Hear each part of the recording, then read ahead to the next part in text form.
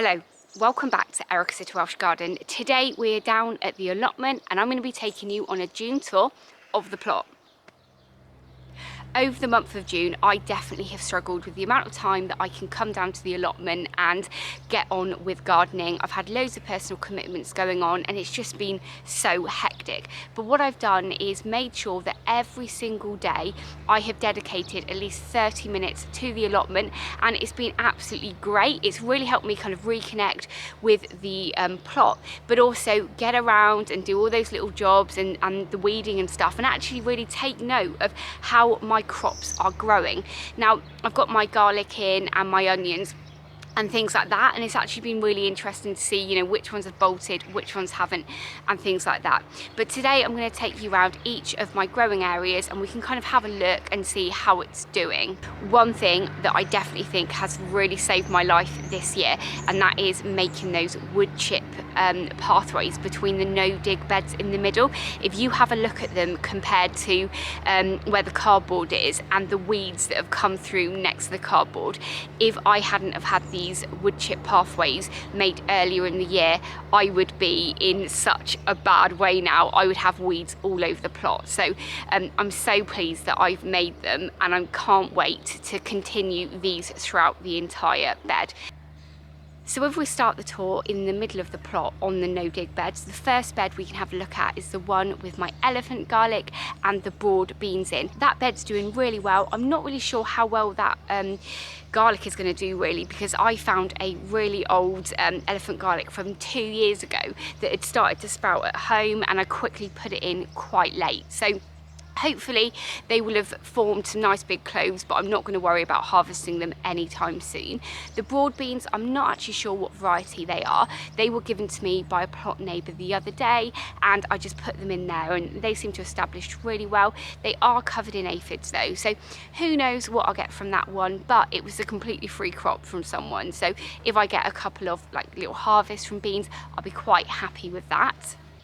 So the bed next to that has the kale in. Now I had originally a couple of months ago planted some red baron around the edges and down the middle, and then put some radishes in between, but they unfortunately got completely slugged and really dried out earlier in the month when we didn't have very much rain and I wasn't coming down here. So unfortunately they've not done very well at all. So I've put 6 kale plants in there.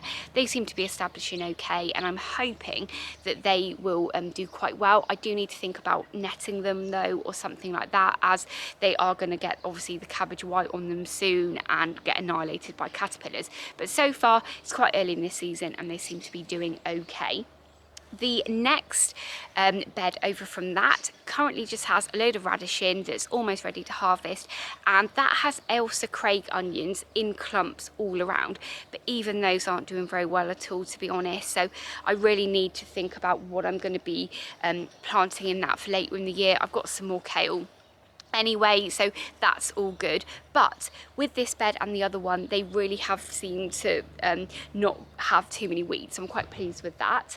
The next bed over from that one also isn't doing that great, to be honest. It's got a couple of hollyhocks in and a squash that I planted a couple of weeks ago now. The squash hasn't been eaten by anything, but it's not really establishing very well. And also what's really strange is I've got some mare's tail come up in there, and I've never had mare's tail on the plot, so I'm really upset about that, but I'm going to just keep on top of that and try and get rid of it. But again, it's a bed that I have made that isn't full of weeds, so I'm quite happy with that one. Just down in front of that, I've also got another of my no-dig bed that has some lupins in. Only one of them has actually flowered, but I'm quite happy with that. And that has 2 squash. I think those are Turkish turbans. But again, they're not really establishing very well, but they were put in late and they haven't been eaten by any slugs or snails, so I can't complain too much with that at the moment. And then the last of the 2 no-dig beds have got potatoes in. They really need earthing up now, but I need to organise getting some compost or something to get those ones earthed up, because I put them in a no-dig way, so they're only a trowel deep, and they really definitely will need something around them, but I've just not got any spare compost at the moment, so I think I might go and buy some maybe in a couple of weeks or so, because that will just really help it and then help build that soil up. But this is kind of like the nicest area of the plot at the moment, where I've got these wood chip pathways. So if we then look at the very top of the plot, I didn't put wood chip pathways down there because I already had my onions and garlic growing in there. So I wanted to wait for them to be ready to harvest and then put the wood chips down, and then organise what I was going to be doing in there. So as you can see, they're totally covered in weeds, but we do have some garlic ready to harvest soon. Unfortunately, all of the onions there though are just really terrible. My son actually planted those onions because he was doing his like Blue Peter badge, and unfortunately none of them have like done well at all. So what I'm going to be doing now that this kind of the onions and the garlic are coming to an end, I am going to make one really long no-dig bed and then have the wood chip pathway all around that. So I'm actually quite pleased that I didn't do it all to begin with, because I definitely think I can make a really nice long bed there, and you know, that will be something that I need to start thinking about in the next couple of weeks when the onions and the garlic are harvested. The next thing that we're going to take a look at is the potatoes that I've got growing in the cardboard boxes. This was a collab that I did with Rue from Rue's Life, and it was totally inspired by Liz Zorab's new book called Grounded, and it's just worked amazingly. As you can see, the cardboard boxes are still pretty well formed and the potatoes are growing really nicely. Just water them every couple of days, and they probably do need earthing up now, but I can't wait for me and Rue to actually harvest these and see how well they've done. So if we take a look at the corner of my plot now, you can see that I've actually covered that in some plastic sheeting. They are leftover compost bags that I saved, and I thought I could use those for something later in the year. This corner of the plot was where I emptied a compost heap, and unfortunately it was full of loads of weeds and stuff, so this area was quite weedy. So what I've done is just covered it and planted some squash through that, and then hopefully that will just suppress those weeds, and then I can have hopefully some lovely squash growing there, and then later in the season, maybe over winter, I can look at what I'm going to be doing with this area. And then next to that, we've got the potatoes growing in buckets. These are Sapa Mare. They're growing really nicely. A lot of them have already been earthed up, but I think maybe there's like 3 that still need earthing up.